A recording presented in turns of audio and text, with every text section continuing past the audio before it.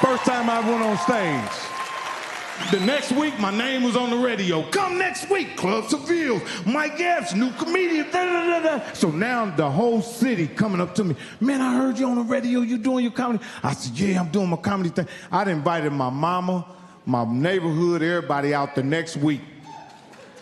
I went and got a suit, had the tie, everything. As soon as I walked up in the club, I seen two dudes I owed some money to. I said, oh, Lord.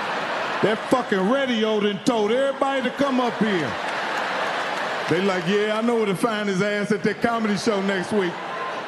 Two motherfuckers I owe money to, so I'm nervous now. Do you know I went up on that stage and bombed? Everybody booed me off the stage. Wasn't funny.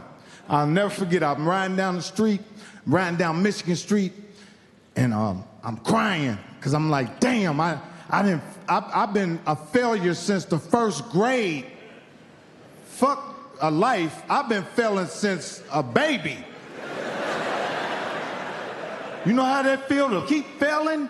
So I'm riding out, and I called my baby mama's auntie. She came out and said, Janet, I said, remember you said I can come to Atlanta? I'm ready to get away from here. I'm trying to be a comedian. She said, Mike, I got bad news. I said, what? She said, I got married. She said, I got married, I got a new husband, he's different. He ain't as cool as, I thought he was. I went anyway. I said, fuck that shit. I went and bought a bus ticket from Greyhound. My sister gave me $85 in food stamps. That's when you can rip them out the little book. I had $85 of food stamps, and I had a 38 that had a pen in it fucked up. And it skipped like this. Click, click, wow! Click, click, click, wow! So if you stayed for them clicks, it was gonna pop you on the third one. So you can stay there and look at the raggedy ass gun if you want to. It's gonna pop.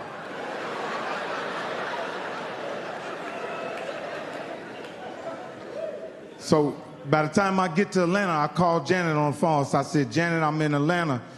And she said, Mike, it's 3 in the morning. What you doing in Atlanta? I said, I came anyway. She said, I told you you couldn't come down. I said, Janet, I tell you what, in the morning, come pick me up and take me to the Salvation Army. This is how I wanted to change my life that bad. That I told her, come pick me up, take me to the Salvation Army. I'm gonna sleep with the homeless people because I just wanted to get the fuck away from Indiana because I knew I was gonna die or go to prison. I said, I got a talent. I found my talent, which was comedy. I knew I was gonna get down there. So she was riding me, and we riding down 85, and she started crying. And she said, Mike,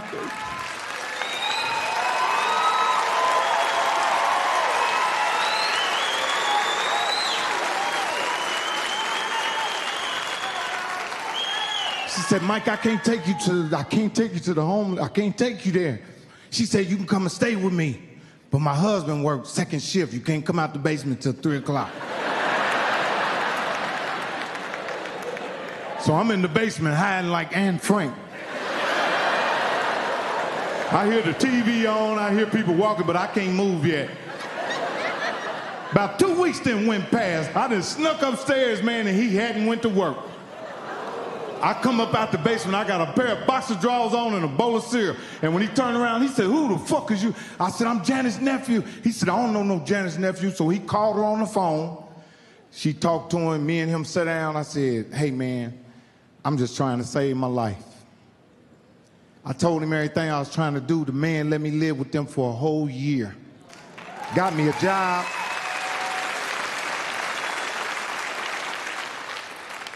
So a whole year went past, I got my tax check, and I claimed one of my nephews on it so I can get an extra $500 on there. You know how back in the day you could claim somebody on the check? I claimed my nephew on the taxes, got an extra $500.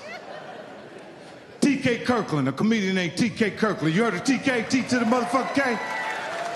He said, you a bad motherfucker. He said, man, but you ain't gonna make it in Atlanta. I said, where I got to go? He said, you either got to go to Hollywood or New York. I said, I'm going to Hollywood. He said, you ain't ready. He said, you need to move to New York. The next week I was going to New York. He had a manager about this big named Dave Kleeman. Looked like a little Jewish dude, looked like Danny DeVito. I went to New York and I met him at Port Authority. He picked me up, took me all around New York. started taking me in comedy clubs. The first comedy club I went in, my man Royale, that's directing the show, he was hosting it. It was snow all on the ground. It was right in Brooklyn. After he took me to the comedy club, he said, man, you good, but you need a little work, so you're going to have to go back to Indiana.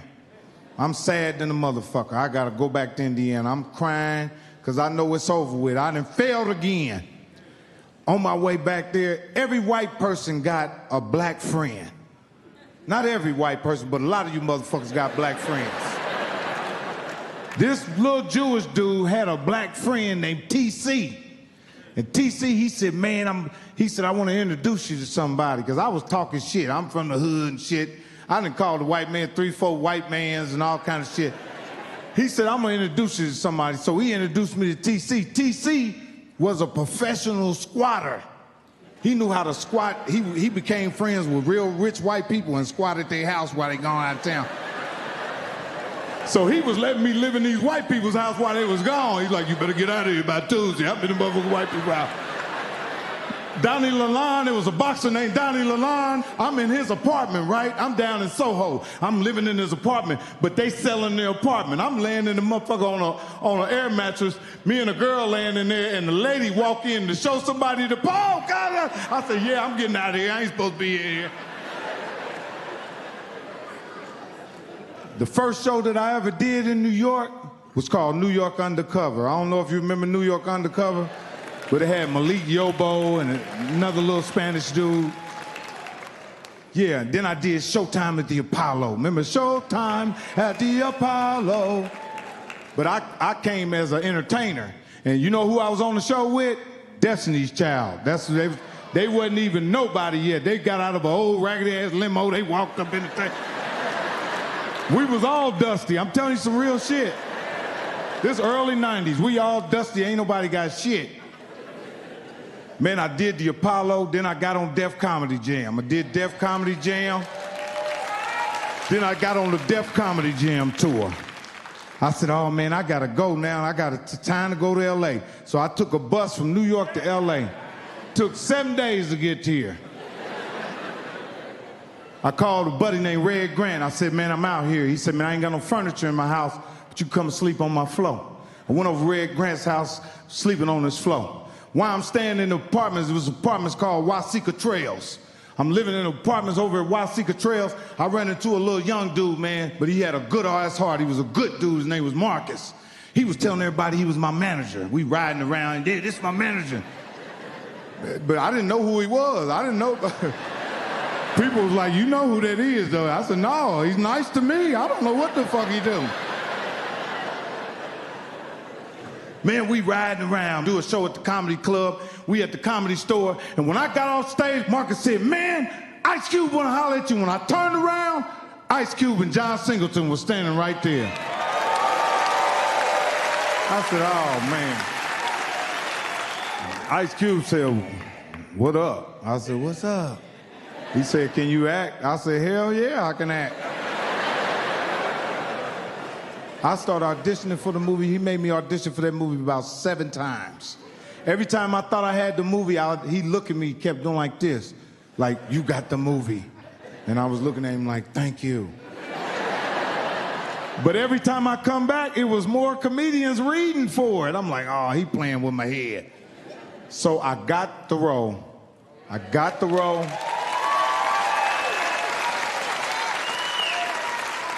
I called my mother. My mother was living in some apartments, man.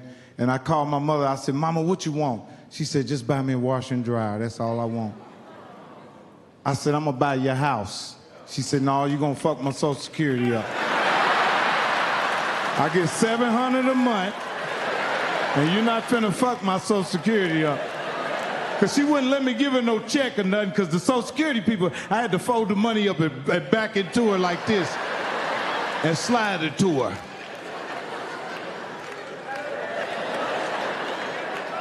Sometimes she pulled back. I said, what's wrong? She said, they got ways of finding out everything. I said, Mama, we in the kitchen. Fuck Social Security.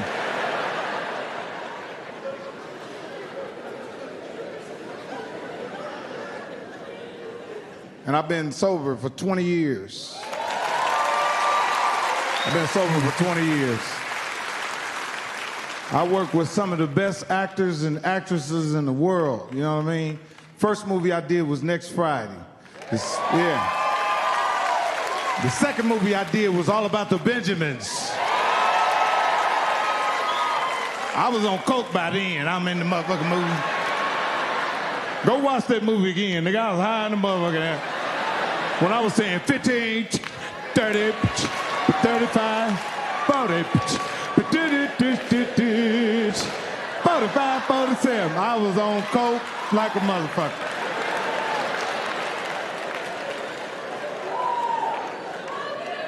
I did Bernie Mac's last movie, y'all. It was called Soul Men, y'all. I was on the set with Bernie Mac in his last movie, man. Man, you couldn't pay for this shit. And I'm sitting there talking to Bernie Mac, and he had an oxygen tank, man. He had an oxygen tank, but one thing I can say about him, he was still having fun. He was still talking shit. He was like, fuck these motherfuckers, punk motherfucker. And I said, Bernie Mac, give me some advice. What's the best advice you can give a young comic? He said, don't do nothing for money. I said, huh? You can't tell no young po-ass comedian that.